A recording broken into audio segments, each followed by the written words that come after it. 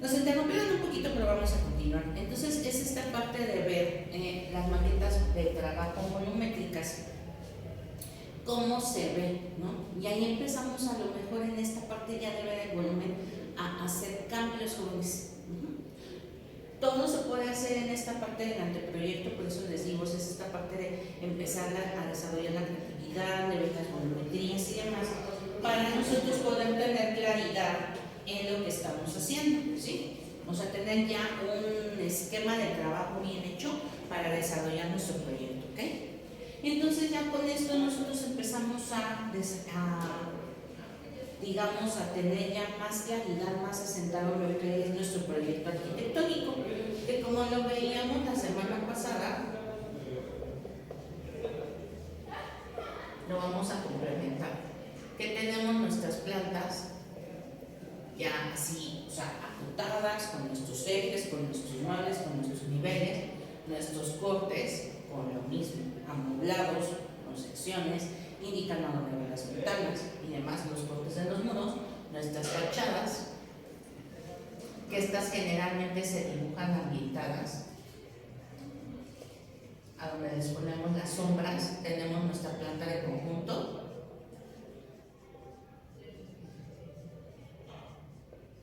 en repaso, que es esta planta donde nosotros definimos los volúmenes dentro del terreno nada más. Y nosotros aquí podemos meter las perspectivas. Y ya a nivel profesional, nosotros generamos esta parte de los renders, que son ya las perspectivas en computadora, ¿no? Esta parte de que se le conoce como fotorrealismo, ¿no? Que lo hacen estos programas de representación tridimensional, donde nosotros podemos ambientar nuestra edificación, ya sea de día, de tarde, de noche, en cantidad de cosas, y ya hacemos con los renders esta parte de los recorridos virtuales.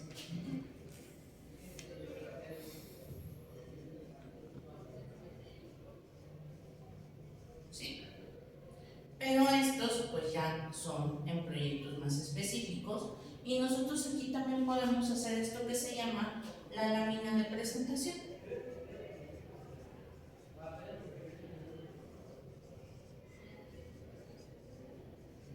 ¿Sí? A donde nosotros ya hacemos así como un flyer de nuestro proyecto arquitectónico en resumen.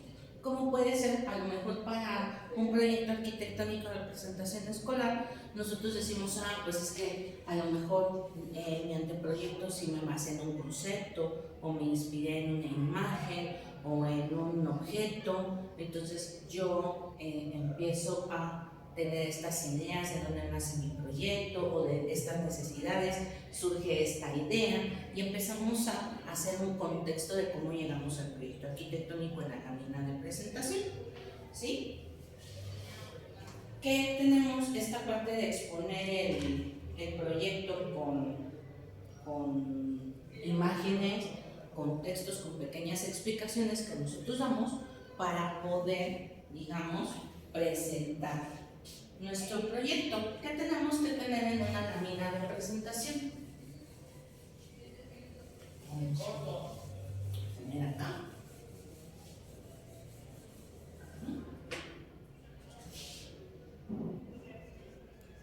Esto de las láminas de presentación.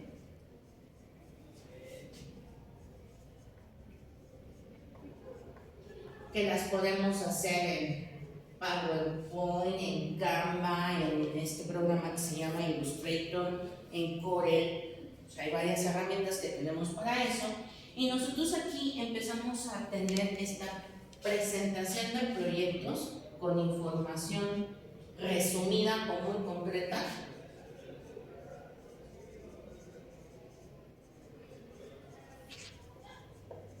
Con imágenes adecuadas.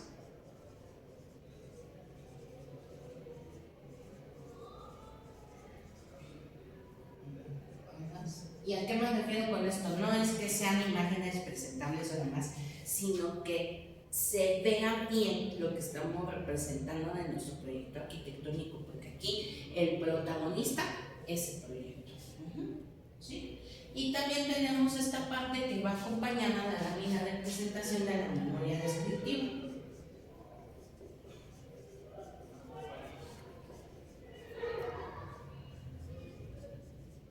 Y ustedes me van a decir, ay, ¿lleva esto de dónde viene? Es parte, esta parte de la memoria descriptiva es parte de su programa arquitectónico, ¿sí? Porque aquí nosotros en el programa, perdón, hacemos una descripción. Tenemos una necesidad de un espacio, tenemos un programa de necesidades que nos dio el cliente en su primera entrevista que a lo mejor nosotros complementamos. Tenemos nuestros diagramas de funcionamiento y de zonificación, tenemos nuestro estudio de áreas, tenemos nuestro anteproyecto. Entonces ya cuando tenemos nuestro anteproyecto, nosotros describimos en un último apartado cómo es nuestro proyecto. Es una casa habitación con un estilo, no sé, que está de moda, que es el brutalismo, que dejamos los acabados aparentes o no, o tenemos acabados de lujo, o a lo mejor nos pidió un estilo arquitectónico específico el cliente, quiere una casa colonial, no sé. Empezamos a describir, pues tiene este estilo arquitectónico, ¿no? Tenemos esta paleta de colores, tenemos estos espacios y describimos qué espacios, para qué nos sirven los espacios, y es lo que construye la memoria descriptiva del proyecto arquitectónico, que se une con el programa para poderlo presentar. Este es un documento que se presenta como si fuera una revistita, para que nosotros lo tengamos presente de qué hicimos, qué analizamos y cómo llegamos a ese volumen del proyecto, y a esa presentación del mismo. Para eso nos sirve la memoria descriptiva, para, ahora sí que, describir el contenido del proyecto arquitectónico.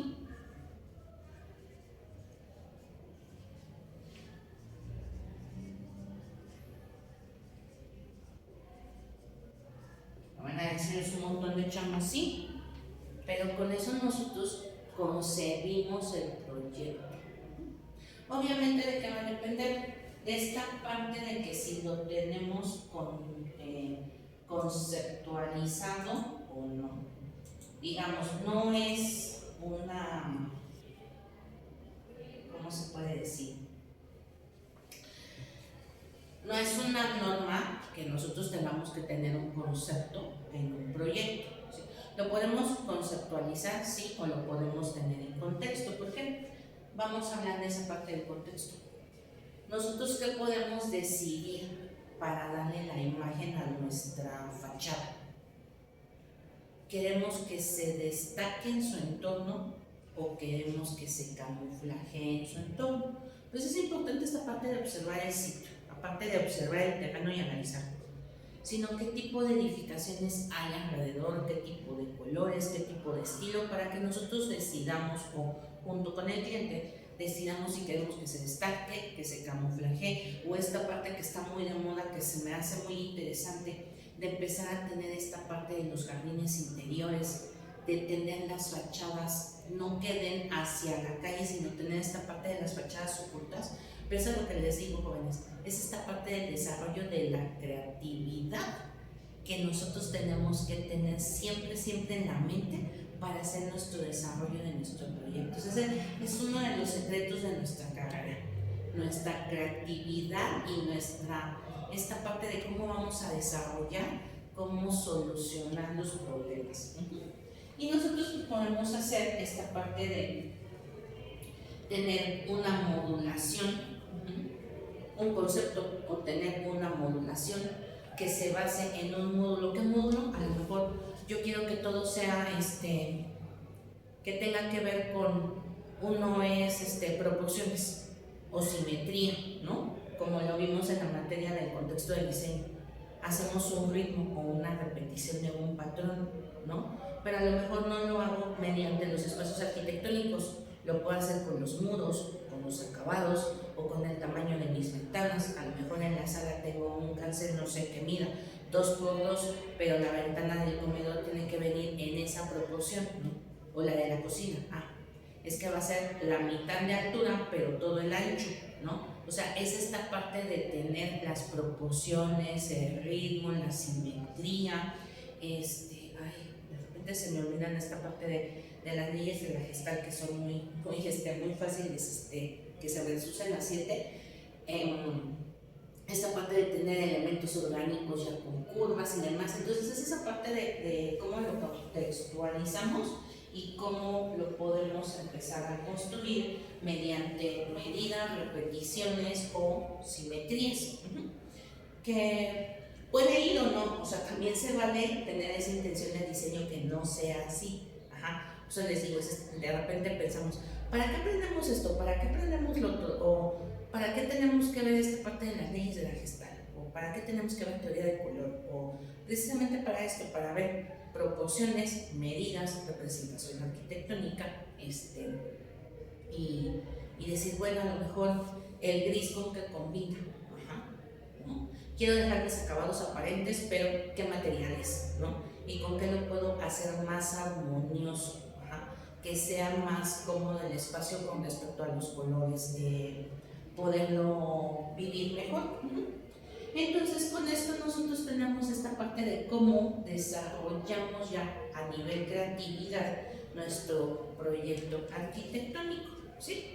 Entonces, con esto sería tema de la clase del día de hoy y les voy a dejar ahí su tareita y todo con la medida del terreno. Que tengan excelente tarde.